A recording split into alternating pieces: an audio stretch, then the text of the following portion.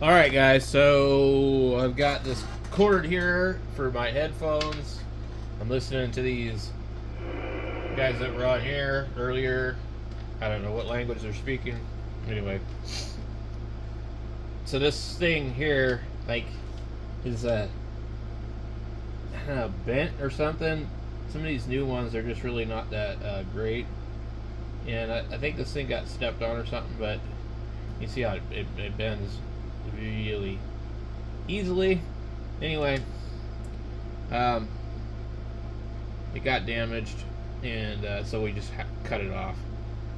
I can almost just pull it right out. Look at that. So this is what happens with a lot of these. Um, this center pin here is actually snapped off now. So you can just basically throw this in the trash. See? Um, there's I don't know, can you guys see? So it's insulated and it's metal, and everything is extremely thin on these nowadays. So it's very easy to damage these. So I think what happened with this one is it was laying on the floor and got stepped on, and they're just kind of plastic glued in here. So when they're done, they're done. You might dissect one and bring it back to life. But I have a couple of these laying around. This is old. This is actually Japan. So somebody's already used this, and it came from some other project. It's actually got rust on it. Believe it or not. I had some of these other ones, these silver ones. I just don't know what I did with them. So, but this one's available, so I'm going to use this one. And we're going to use this thing here to try and make things a little easier. And well, I hate working with these kind of wires. I don't know if you guys have ever worked with them, but they're usually individually stranded enamel wire. You just barely want to score this thing. Maybe use your fingernails or something. I don't know. I had some really decent wire cutters that were pretty good, you know, like with this stuff, but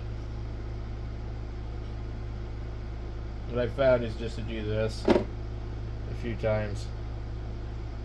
And just, yeah, try and get it like that. And you got to keep these wires really short because, you know, you can't have a lot of crap in there. This is kind of like one of my least favorite things doing. If it's regular wire, I don't mind it, but this stuff sucks.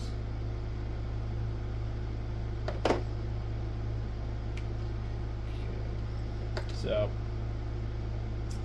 it's better to not go too deep because then you slice into the wire. So on some of these, it's not like the old 80s headphone wire. So these actually look like these actually might be legit.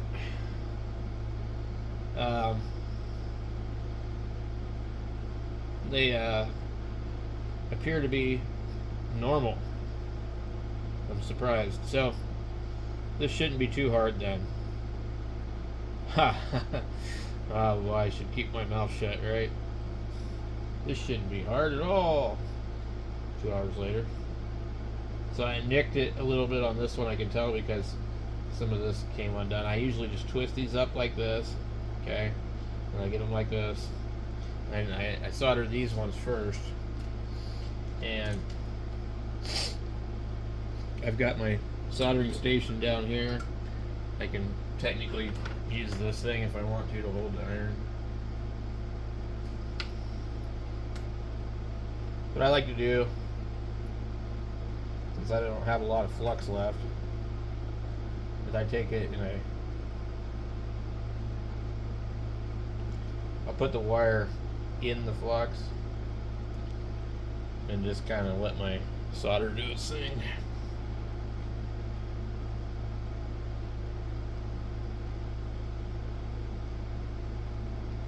I try and tin it, but not all the way, so that way it's still kind of flexible.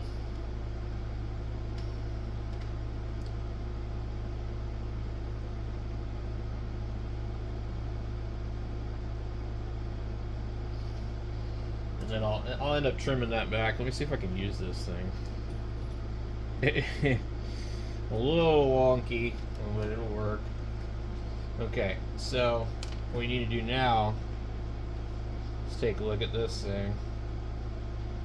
We need to undo this.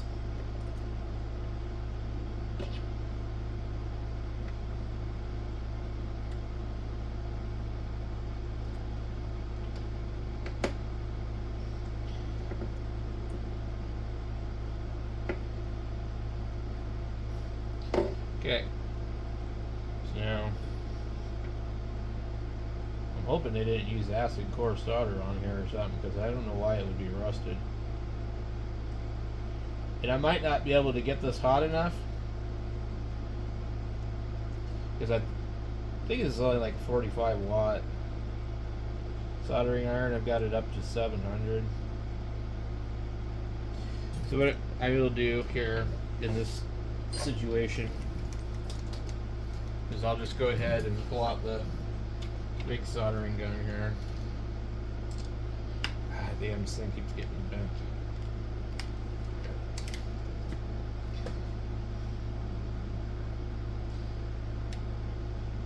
I've never figured out which one is what. I'm guessing the dimmer one is probably the high. This is 240 and 325 watts. It's called the D550. I've seen some variations of them. It is a little slow to heat up, and sometimes that's dependent upon the connection of the tip, but it really does get after it. This is not wanting to unsolder here. That is really weird. Okay, let's see. Oh, this thing's not fully heated either. I can tell because it would have sizzled like crazy in here.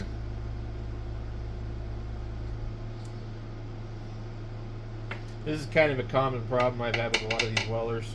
It's like the tip, it's like doesn't make good contact. It's a giant inductor, so you need it to work. Get this thing up here. This is going to be hard to remove. What I need is some pliers. Yeah. They pulled it. They pulled the braid through here. Yeah, that should be good. So we'll come in here. Yeah. Okay.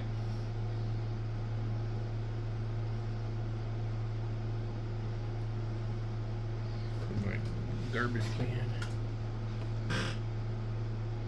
I gotta start cleaning up after myself a little bit better. Okay.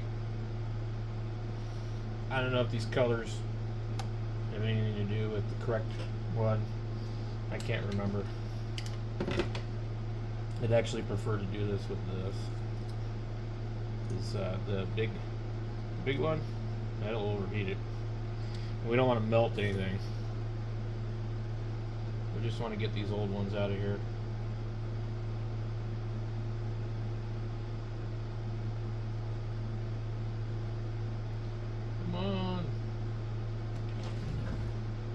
Oh man, you bastard!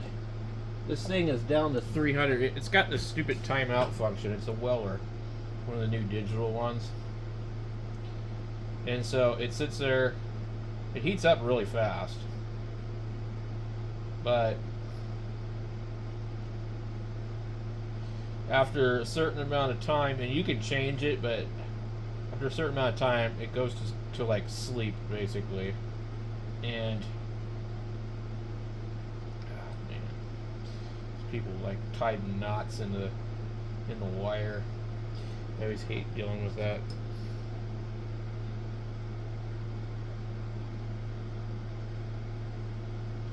They just solder the damn thing in there. It is not going to rip out of there. You don't need to tie a damn knot.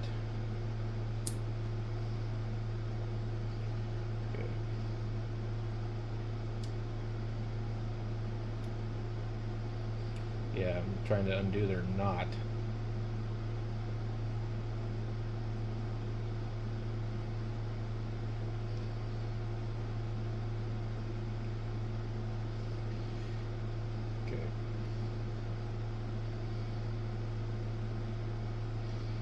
So when I do mine, I'm not going to get all complicated with that.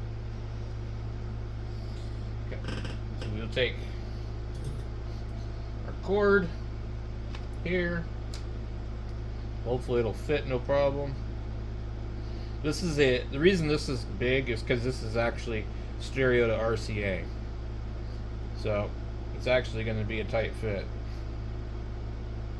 Oh man, yeah, really tight fit.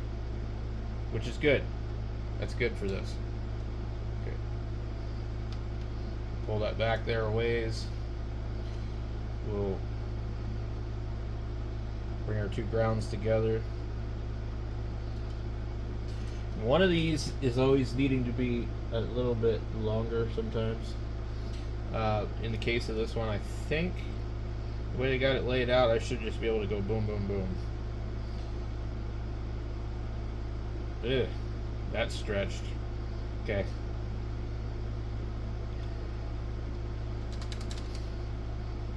So usually I can go like that really fast and pull the wire. This particular one, the wire stretched. It pulled out of the sleeve, which I don't want. I want these to be even. Okay. I'll just go ahead and do that. I'm gonna nip these back a little bit further. Now, a lot of times when you solder these, the wires will, the sheath, no matter how low you turn it, will retract. So keep that in mind. That when you put solder on here, some of the plastic will melt. God damn, I ripped it off on that one.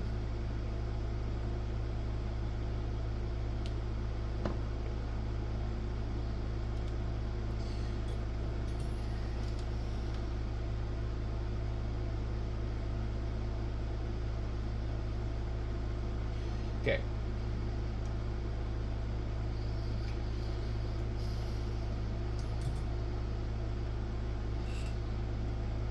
I don't know how well you guys can see this.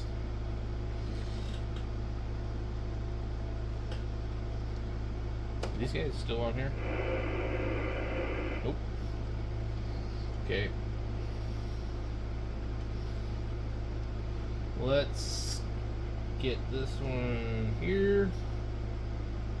I'm gonna go. I'm left-handed, so this is not my preferred.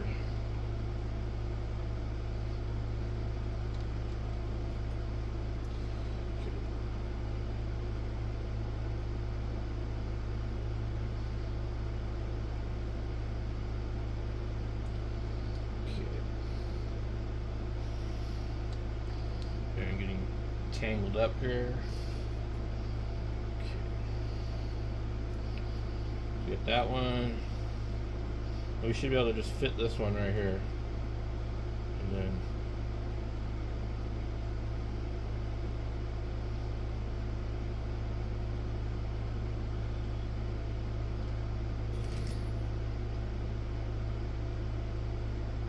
I like to keep a little slack in the wire if I crimp it here.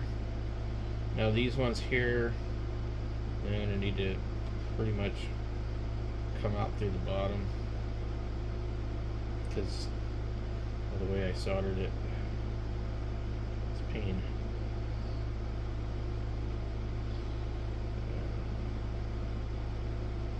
There we go.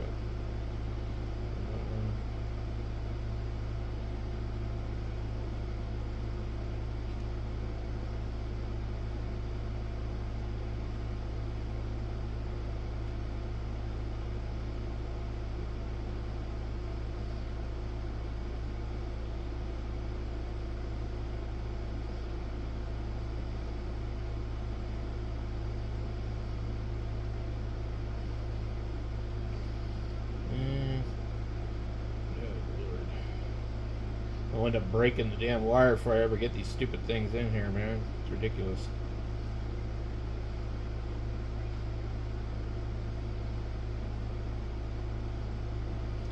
There's one. Yep.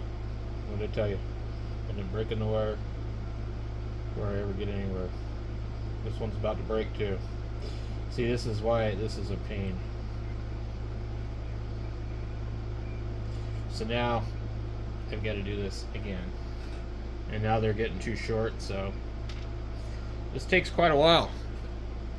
So I said, oh, should be simple. Nope.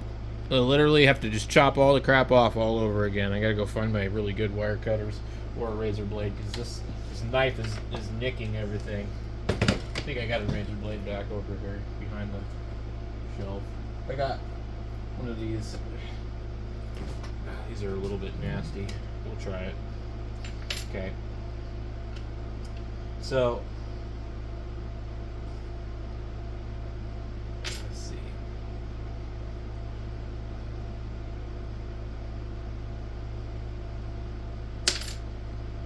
Yeah, that one's kind of dull. Try this one. Okay.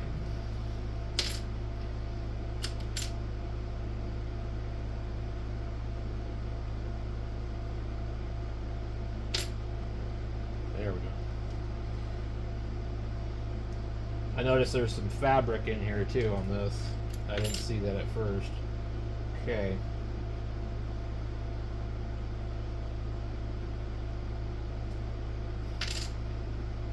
I might actually try and solder these without tinning the wires first, because it's not a lot of wire to work there with, and they get brittle. Okay.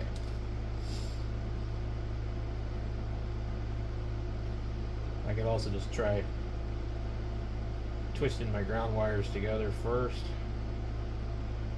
And yeah, I don't know. I can solder up microphones and all that other stuff, and that's not a problem. But I hate doing headphones.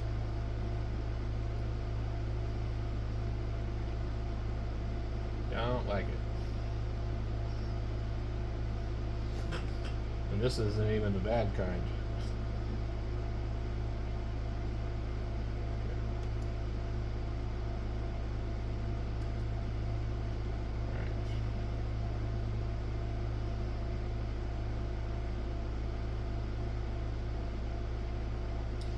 Stuff's really fine, so it's hard to twist it.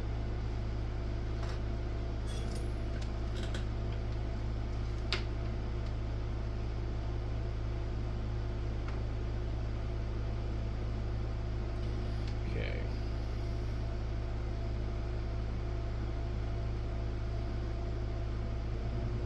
We're going to be back pretty far on this. This is going to make these a little bit too short.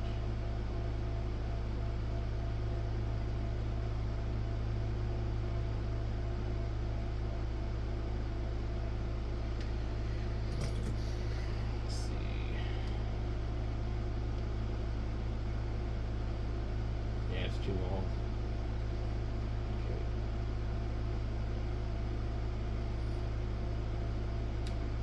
Okay. Look at that. It ripped the wire right off. It's nuts. Yep. This is some crappy ass wire. If I can rip the wire off with my hand, I mean, like, that's ridiculous. Let me see something here.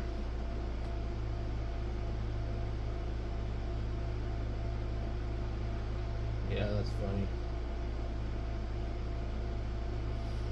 I can tin the end of it without even peeling the wire back. It's ah, man. They don't make things like they used to. It looks like good wire, but it's obviously not. Okay. We should be nice and short now. Ease.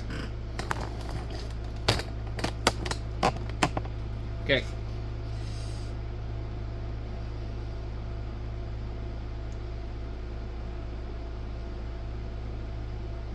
I'm not gonna solder that one until I get the other ones done, and then I can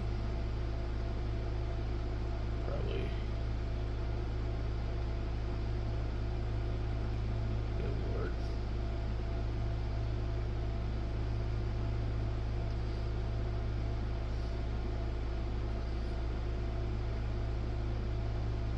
I need to find my Needle nose pliers. They had some really good ones around here somewhere. I don't know what to do with them.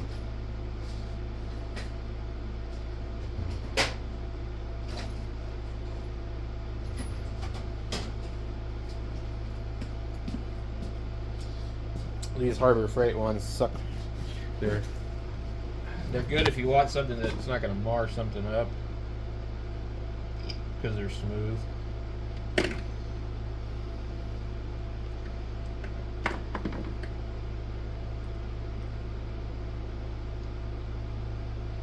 They twist and contort. They're really flimsy.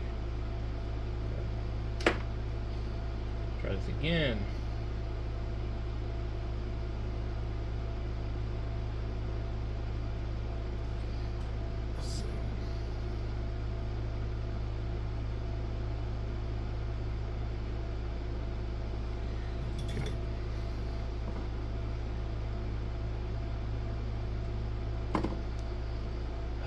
Fun times.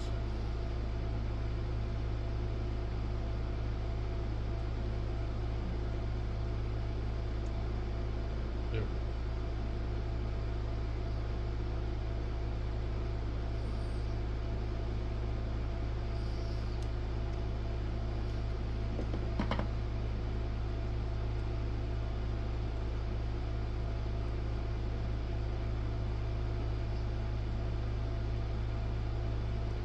Hopefully I didn't just do that for no reason.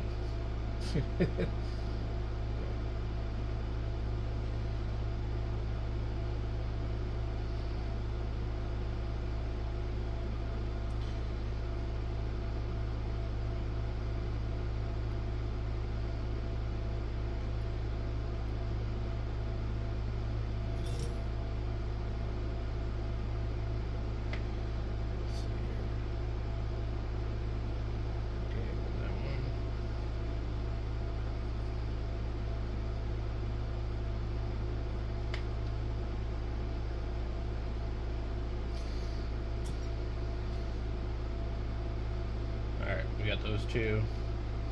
And then now we just have to do on the back here.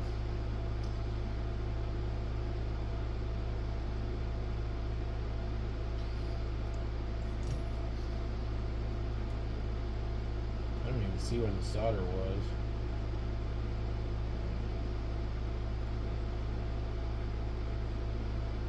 Trying to use up this solder I got here.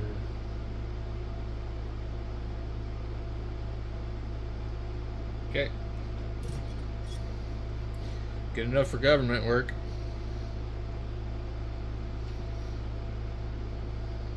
Should work.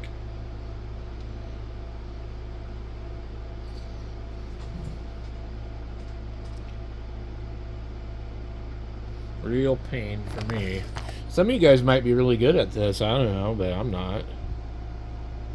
I looped it around there so that it can kind of pull if it needs to. Left some slack in those. Let's check and see if it works. Yeah, this one's actually bad too. It's probably why it was removed. The result, the world's first dual-layer tactical jacket with a water-repellent coating. I don't know, it seems to be really finicky. Like a beast, because honestly, wearing a plain rain jacket just isn't enough. First off, your rain jacket only lasts a few minutes before it wets out and sticks to your skin. And secondly, most rain jackets come with two flimsy... In this video, I'm going to show you how to build this super cheap and easy tire changing bar. So if you own a manual tire changer, or have ever thought about owning one and not damaging your aluminum or chrome rims, keep watching. I'm going to show you how to build this. It might actually be my laptop. Easy as crap to use. And cheap. Look at that. Or it might be this, I don't know. I'll show you how to do it. So, I probably just wasted my time doing this, guys.